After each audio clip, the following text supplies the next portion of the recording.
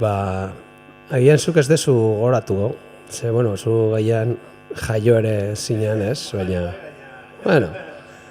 baina goratzen dut aspaldi duten lehenengo kontzertua.